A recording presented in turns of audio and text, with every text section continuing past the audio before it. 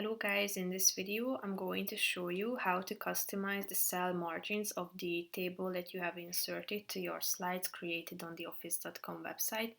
But first I just want to mention, don't forget to subscribe to my channel because at 10,000 subscribers I am going to show you my whole YouTube revenue statistics and growth strategy, how to make money online. Now let's jump into it. First of all, open the website and start creating your slides, and after that you should insert the table and tap on it, and here you can find this cell margins button at the top in the middle of this section. So tap on it and here you can find 4 presets: normal margin, none, narrow or wide. So tap on the relevant one and then it will be changed automatically. However, you can also customize the margins by tapping on this custom margins button below, where you can set the units of your table. So basically that's it for this video guys. See you in the next one. Bye bye.